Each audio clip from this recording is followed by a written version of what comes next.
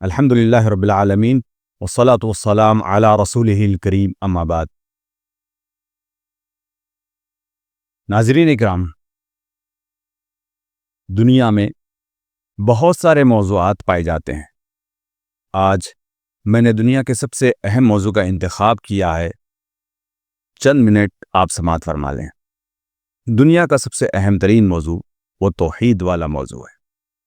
توحید ایک ایسا بنیادی موضوع، ایک ایسی بنیادی بات جس کے بغیر کسی کا ایمان مکمل نہیں ہو سکتا۔ توحید بہت ہی اہم ترین چیز، اگر نیکیوں کا مقابلہ کیا جائے گا، ساری نیکیاں اگر رکھی جائیں گی تو سب سے بڑی نیکی وہ توحید کہلائے گی، اور اسی کے برخلاف اگر دیکھا جائے گا گناہوں میں سب سے بڑا گناہ کون سا ہے، وہ شرک کہلائے گا۔ توحید کی اہمیت کا اندازہ اس سے ہوتا ہے کہ بنا توحید کے کوئی نیک عمل قابل قبول نہیں ہوگا۔ توحید کی اہمیت کا اندازہ اس سے بھی ہوگا کہ دنیا کے اندر بہت ساری شریعتیں آئیں اور بہت ساری شریعتوں میں تبدیلی آئی، لیکن ابتدا سے لے کر حضرت آدم علیہ السلام سے لے کر پیارے حبیب جناب محمد رسول اللہ صلی اللہ علیہ وسلم کی ذات گرامی تک اگر مطالعہ کیا جائے گا تو پتہ چلے گا کہ توحید کے باب میں کسی قسم کی تبدیلی نہیں آئی۔ توحید جس کے بغیر کسی بھی قسم کی نیکی کا قبول ہونا ممکن نہیں ہے۔ تو آئیے توحید کے بارے میں چند باتیں اور جانتے ہیں کہ توحید ہے کیا، توحید کی قسمیں کیا ہیں۔ علماء کرام نے توحید کی قرآن و سنت کی روشنی میں، قرآن و حدیث کے مطالعے کی روشنی میں توحید کی 3 قسمیں بیان کی ہیں۔ ایک توحید ربوبیت، ایک توحید الوہیت، اور تیسری ہے توحید اسماء و صفات۔ توحید ربوبیت کیا ہے؟ کہ اللہ رب العالمین خالق ہے، مالک ہے، رازق ہے، یہ ساری چیزیں توحید ربوبیت میں آتی ہیں، اور اس میں اللہ رب العالمین کو ایک جاننا یہ بہت ضروری ہے۔ اور یہ توحید ربوبیت کفار مکہ بھی توحید ربوبیت کا اقرار کرتے تھے۔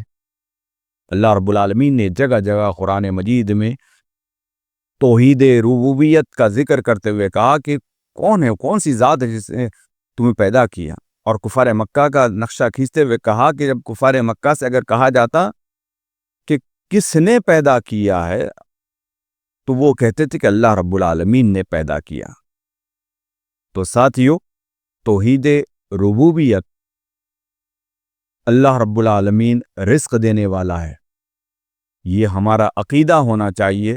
اگر کہیں بھی ہمارا یہ عقیدہ ہوتا ہے کہ اللہ رب العالمین کے علاوہ کوئی اور رزق دینے والا ہے تو پھر اس کا عقیدہ گڑبڑ ہو جاتا ہے، توحید اس کی گڑبڑ ہو جاتی ہے۔ اسی طریقے سے توحید الوہیت کہ اللہ رب العالمین کی جو عبادتیں ہیں، رکوع ہے، سجدہ ہے، نظر و نیاز ہے، دعا ہے، استعانت ہے، اللہ رب العالمین سے مدد مانگنا ہے، جیسے کہ سورہ فاتحہ میں ہمیشہ ایک مسلمان کہتا ایاک نعبد و ایاک نستعین، ہم تیری ہی عبادت کرتے ہیں اور تجھ ہی سے مدد مانگتے ہیں۔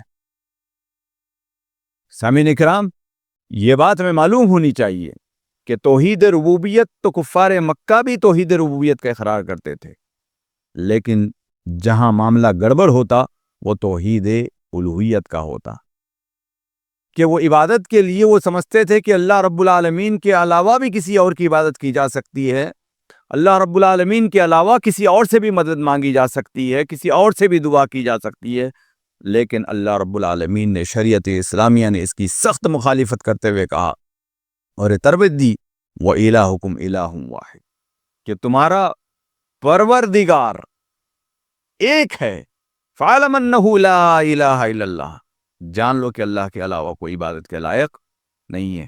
تو رکوع ہوگا تو اللہ رب العالمین کے لیے، سجدہ ہوگا تو صرف اور صرف اللہ رب العالمین کے، جس کا تقاضا ہے ایاک نعبد و ایاک نستعین، ہم تیری ہی عبادت کرتے ہیں اور کرتے رہیں گے۔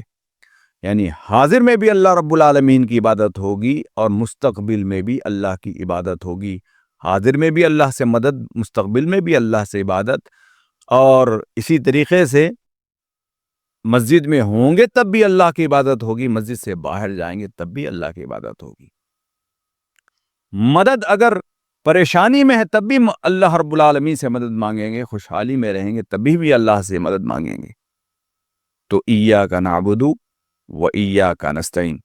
اور تیسری چیز، تیسری قسم کہہ لیں کہ اسماء و صفات، اللہ رب العالمین کے جو صفتیں ہیں، ان صفتوں کے ساتھ جو توحید کا معاملہ ہے ہمارے پاس بہت گڑبڑ ہوتا ہے.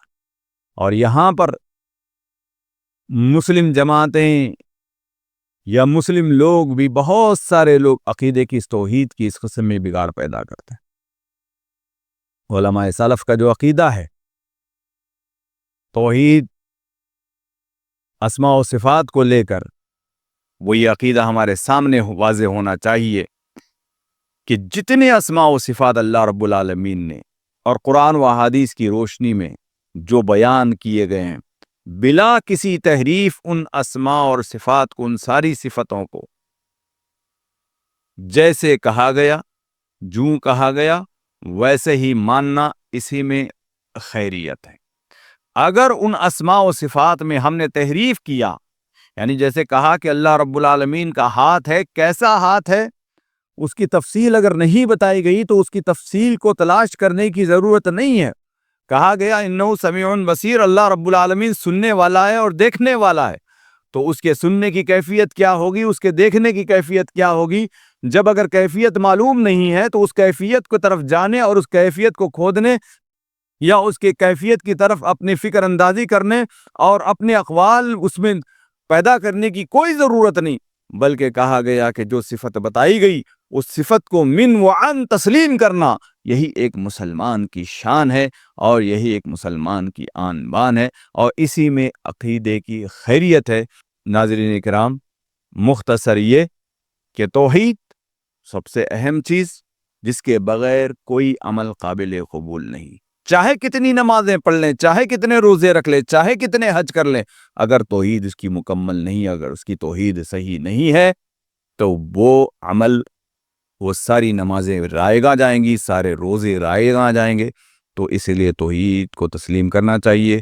توحید کی جو قسمیں، ربوبیت، الوہیت اور اسماء و صفات، اس کو سمجھنا چاہیے. اور اس کے خلاف جو آتی ہیں چیزیں، جو شرک کے اعمال آتے ہیں، ان سے ہمیں بچنا چاہیے. اللہ ہم تمام کو اس کی توفیق عطا فرمائے.